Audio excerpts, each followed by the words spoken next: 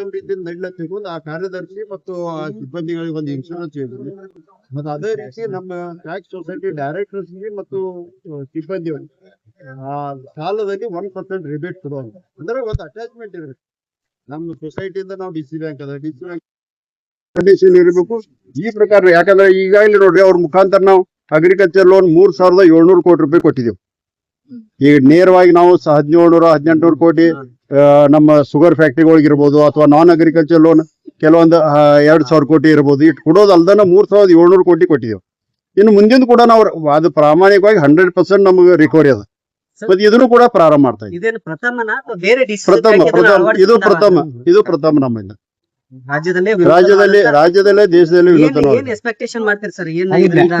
ಅಲ್ಲ ಅದೇ ಹೇಳಾಗಿದೆ. ರೆವೆನ್ಯೂಕ್ಕಿಂತ ಒಂದು ಟರ್ನ್ ಓವರ್ ನೋಡಿ ಯಾರಿಗಾದ್ರೂ ನಾವು ಸಾಲ ಕೊಡೋರು ಇರ್ತೀವಿ. ನಮ್ಮಲ್ಲಿ ಬ್ಯಾಂಕಿಗೆ ಬಂದ್ರು ಕೊಡ್ತೀವಿ, ಅಲ್ಲಿ ಅದ್ರೂ ಕೊಡ್ತೀವಿ. ಅದ ನಮ್ಮ ಸೊಸೈಟಿ ಮುಖಾಂತರ ಹೋದ್ ಅವ್ರಿಗೂ ಕೂಡ ಸ್ವಲ್ಪ ಇನ್ಕಮ್ ಆದ, ಅವ್ರಿಗೂ ಕೂಡ ಇದೆ. ನಮ್ದು ಕೊಟ್ಟದ ಅಡ್ಮಿನಿಸ್ಟ್ರೇಷನ್ ಕಾಸ್ಟ್ ಉಳಿತದ. ಯಾಕಂದ್ರೆ ನಮ್ಮ ಸಿಬ್ಬಂದಿ ಯಾರು ಇನ್ವಾಲ್ವ್, ನಮ್ಗೆ ಸ್ಯಾಂಕ್ಷನ್ ಬರ್ತದೆ ಕೊಡ್ತೀವಿ, ಅವರಿಂದ ಸಾಲ ಬಿಡುಗಡೆ ಮಾಡ್ತಾರೆ, ಅವರಿಂದ ವಸೂಲಿ ಮಾಡ್ತಾರ. ಅದೇ ಈ ಪ್ರಕಾರವಾಗಿ ವಿನ್ ವಿನ್ ಸಿಚುವೇಶನ್ ಅದ.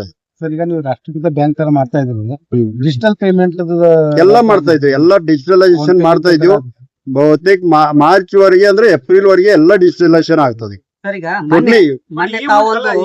ಏನ್ ಅಪಪ್ರಚಾರ ಮಾಡ್ತಾ ಇದ್ದಾರೆ ಅವ್ರಿಗೆ ಕಾನೂನಾತ್ಮಕವಾದಂತ ಒಂದು ಎಚ್ಚರಿಕೆಯನ್ನ ಬಿಟ್ಟಿದ್ರು. ಆದ್ರೂ ಸಹ ಅಲ್ಲಲ್ಲಿ ಏನಂತಂದ್ರೆ ಸೋಷಿಯಲ್ ಮೀಡಿಯಾಗಳಲ್ಲಿ ಅದನ್ನ ಮುಂದಿಟ್ಕೊಂಡು ಡಿಸಿಸಿ ಬ್ಯಾಂಕ್ ಬಗ್ಗೆ ಅಪಪ್ರಚಾರ ಮುಂದುವರೆದಿದೆ. ಏನಾದ್ರೂ ಇದಕ್ಕ ಏನಾದ್ರೂ ಕಠಿಣವಾದಂತ ಆಕ್ಷನ್ ಮಾಡ್ತೀರಾ? ಮಾಡೋಣ. ಇನ್ನು ಬಹಳ ಇದು ಒಂದು ಬ್ಯಾಂಕ್ ಅಂದ್ರೆ ಸೆನ್ಸಿಟಿವ್ ಮ್ಯಾಟರ್. ನಾವ್ ಒಂದ್ ಹೇಳೋದು ಅವ್ರು ನೋಡ್ರಿ, ಅವ್ರು ಹೇಳಿದ್ ಯಾರು ಕೇಳಾಕದಾರ ಹೇಳಿ. ಯಾಕಂದ್ರೆ ದಿವ್ಸಿಗೆ 20 ಕೋಟಿ ಡಿಪಾಸಿಟ್ ನಮ್ಗೆ ಬರ್ತಾ ಇದೆ. ಈಗ ನಾ ಮೊನ್ನೆ ಹೇಳಿದ್ನ 500 ಕೋಟಿ ಆಯ್ತು, ಇವತ್ತು 540 ಕೋಟಿ ಆಗ್ಯದ. 8 ದಿವಸ ಬರೀ 4 ದಿವಸ. ಅದ್ರಾಗ ಮತ್ತೆ 2 ಸುಟಿ ಬಂದು, ಸುಟಿ ಬಿಟ್ಟು ಅಂದ್ರ ಎಲ್ಲೂ ಡೆವಲಪ್ಮೆಂಟ್ ಎಲ್ಲೂ ನಿಂತಿಲ್ಲ. ಯಾರು ವಿಶ್ವಾಸ ಕಳ್ಕೊಂಡಿಲ್ಲ ನಮ್ಮ ಬ್ಯಾಂಕಿನ ಮೇಲೆ ಅಥವಾ ಇದ್ರ ಮೇಲೆ. ಅವ್ರೆಲ್ಲ ಮತ್ತೆ ಅಪಪ್ರಚಾರ ಮಾಡೋರು ಅವ್ರದ ಒಂದು ಇದಿರ್ತ ಅವ್ರವ್ರು ಮಾಡ್ಕೋತ ಬರ್ಲಿ. ಅವ್ರಿಗೆ ಅದಕ್ಕೆ ನಾವು ಇದು ಮಾಡ್ಬೇಕ್ರ ಅದು ಡೆವಲಪ್ಮೆಂಟ್ ಮೂಲಕ ಉತ್ತರ ನಮ್ದು. ತಾವು ಭಾಷಣದಲ್ಲಿ ಒಂದು ವಿಷಯ ಪ್ರಸ್ತಾಪ ಮಾಡಿದ್ವಿ, ಈ ಅಪಪ್ರಚಾರದಿಂದ ಒಂದಿಷ್ಟು ಡಿಪಾಸಿಟ್ ಸಮಸ್ಯೆ ಆಯ್ತು. ಬಟ್ ಈಗೆಲ್ಲ ಅಲ್ಲ ಹಿಂದ ಅಂದ್ರೆ ನಾವ್ ಯಾರು ಬೋರ್ಡ್ ಇದ್ದಿದ್ದಿಲ್ಲ ಅವಾಗ ಇಲೆಕ್ಷನ್ ಟೈಮ್ ನಲ್ಲಿ ನವೆಂಬರ್ 10 ನಾವು ಚಾರ್ಜ್ ಏನ್ ತಗೊಂಡಿವ್ರಿ. ಅಲ್ಲಿಂದ ಸತತವಾಗಿ ನಮ್ಗೆ ಏರ್ಕೋತಾ ಇದೆ. ಅಂದ್ರೆ ಬರೇ ಮೂರ್ ತಿಂಗಳ 10 ದಿವಸದಲ್ಲಿ ನೋಡ್ರಿ 544 ಕೋಟಿ ಇವತ್ತಿಗೆ ಅಂದ್ರೆ 12ನೇ ತಾರೀಕು ನಾವು ತೆಗೆದ್ರೆ 544 ಕೋಟಿ ಹೆಚ್ಚಾಗಿದೆ. ಈಗ ಇದಕ್ಕ ಒಂದು PKPS ದವ್ರ ಒಂದು ಡಿಮಾಂಡ್ ಇಟ್ಟಿದ್ರು ಕಳೆದ ಸಭೆಯಲ್ಲಿ. ಏನಂತಂದ್ರ ರೈತರ ಸಕ್ಕರೆ ಕಾರ್ಖಾನೆ ಬಿಲ್ಗಳನ್ನ PKPS ಮೂಲಕ ಪಾವತಿ ಮಾಡಿ ಅದು ಎಲ್ಲಿ ಸಾಧ್ಯ ಅದಲ್ಲಿ ಕೊಡ್ತೀವ್ರಿ. ಎಲ್ಲೆಲ್ಲಿ ಅದು ಯಾರ್ಯಾರಿಗೆ ಹೆಂಗೆ ಅನುಕೂಲ ಇದೆ ಕೊಡ್ತೀವ್ರಿ ನಾವು. ರೈತರದು ಅಲ್ಲಿ ಕನ್ಸಲ್ಟ್ ತಗೋತೀವಿ ಅಥವಾ ಅವರಲ್ಲಿ ಫೈನಾನ್ಸ್ ಮಾಡಿದವ್ರು ಅವ್ರು ಅಲ್ಲಿ ಕೊಡ್ತಾರ, ಅದನ್ನು ಕೇಳ್ತೀವಿ. ಅದೇ ಎಲ್ಲಾನ ಏನು ಕೊಡಾಕ್ ಬರೋದಲ್ಲ. ಮತ್ ನಮ್ಗೇನು ಪೂರ್ತಿಯಾಗಿ ನಾವು ಬ್ಯಾಂಕ್ ಇಲ್ಲೇ ಹಾಕ್ರಪ್ಪ ಅಂತ ಹೇಳೋದು ಹಾಕೂ ಇಲ್ಲ ನಾವು ಸಕ್ಕರೆ ಕಾರ್ಖಾನೆ ಅವ್ರು. ಎಲ್ಲಾರು ರಿಕ್ವೆಸ್ಟ್ ಮಾಡಬಹುದು. ಆಲ್ಮೋಸ್ಟ್ ಆಗಿ ಎಲ್ಲಾರು DCC ಬ್ಯಾಂಕ್ ನಿಂದ ಇಲ್ಲ, ಎಲ್ಲರೂ ತಗೊಂಡಿಲ್ರಿ. ನೀವು ತಪ್ಪು ಕಲ್ಪನೆ ಅದ. ಎಲ್ಲರೂ ತಗೊಂಡಿಲ್ಲ. ನಮ್ಮಲ್ಲಿ ಎಲ್ಲರೂ ತಿರುಗಿ ಹೋಗಿದಾರೆ, ಎಲ್ಲ ಬೇರೆ ಬೇರೆ ಕಡೆ. ಈಗ ನಾವ್ ಮತ್ತೆ ಕರಿತಾ ಇದೀವಿ, ಅವ್ರಿಗೆ ಕೊಡ್ತೀವಿ.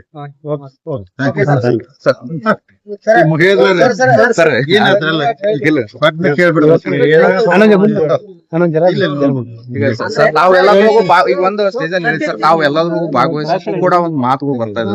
ಅದರಿ ಈಗ ಅವ್ರ ಏನ್ ಹೇಳತ್ತೀರಿ, ಇವ್ರಿಗೇನ್ DCC ಬ್ಯಾಂಕ್ ಸಂಬಂಧ ಪ್ರೆಸ್ ಕಾಮ್ ಇರ್ತಾರ ಅಲ್ಲ. ಅದಕ್ಕೆ ನಾನು ಹೇಳಿ ಮಾನ್ಯ ಸತೀಶ್ ಜಾರಕಿಹೊಳಿ ನಾವು ಅನ್ನ ಸಬ್ ಜೊಲೆ ನೇತೃತ್ವ ನಮ್ದೊಂದು ಪ್ಯಾನೆಲ್ ಆರಿಸ್ಬತ್ತು. ಸೊ ಎಲ್ಲಾ ಸಾಧಕ ಬಾಧಕ ನಾವ್ ನೋಡ್ಬೇಕಲ್ಲ ರೀ. ಅದಕ್ಕೆ ನಾ ಹೇಳಿ ಮುಂದ್ ಪ್ರೆಸ್ ಕಾನ್ಫರೆನ್ಸ್ ಇರಾವ, ಮೀಟಿಂಗ್ ದಾಗೂ ಇರಾವ, ನೀವ್ ಏನಾರು ಮಾಡ್ಕೋರಪ್ಪ ಅಂತ. ಯಾಕಂದ್ರೆ ಅವ್ರ 5-6 ಮಂದಿನ ಕೇಳಿ ನಡ್ಸಕಲ್ಲ. ಇಡೀ ಬೆಳಗಾವಿ ಜಿಲ್ಲಾದಾಗ ಸುಮಾರು 12,000 ಮಂದಿ ಡಿಪೆಂಡ್ ಆಗಿ ಬ್ಯಾಂಕ್ ಮ್ಯಾಗ ತರ ನಡ್ಸಾವ್ರಿ. ಗ್ರಾಹಕರು ಸಾಕಷ್ಟು ಜನ ಅದಾರ. ಸೊ ಈಗ ಅವ್ರ 4-5 ಮಂದಿ ಹೇಳ್ತಾರ, ಅವ್ರ ಮಾತು ಕೇಳಿ ಬಿಡಕಲ್ಲ. ಅವರು ಕೂಡ ಎಲ್ಲ ಸಹಕಾರ ಸಂಘದಲ್ಲಿ ಭಾಗವಹಿಸ್ತಾರೆ. ಅವರು ಈಗ ಅವ್ರು ಡೈರೆಕ್ಟ್ ಕೇಳೋದ್ರಿ, ಅವ್ರ ಥ್ರೂ ಕೇಳಕ್ ಹಚ್ತಾರ್ರಿ. ಅವ್ರು ಎಲ್ಲಾ ಮಾಡಿದಾರೆ. ಅದಕ್ಕ ಬ್ಯಾಂಕ್ ಚಲೋ ನಡೆಸ್ಬೇಕ್ರಿ. ನಾಳೆ ಏನಾರ ಹೆಚ್ಚು ಕಮ್ಮಿ 4 ಜನ ನಮ್ನಕ್ಕೆ ನಿಮ್ದ ಪ್ಯಾನ್ ಗುಂಪಿತ್ತು.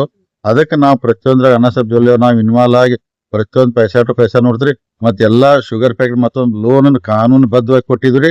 ಅವ್ರು ಬೇಕಾದ ಸ್ಟೇಜ್ ಮ್ಯಾಗ ಬೇಕಾದ ಕಾಗದ ತೊಗೊಂಬರ್ಲಿ. ಕಾನೂನು ಬದ್ಧವಾಗಿ ಅದಾವು, ಏನೂ ಮೋಸ ಆಗಿಲ್ಲ, ಯಾರಿಗೂ ಹೇರ್ಲ ರೀ.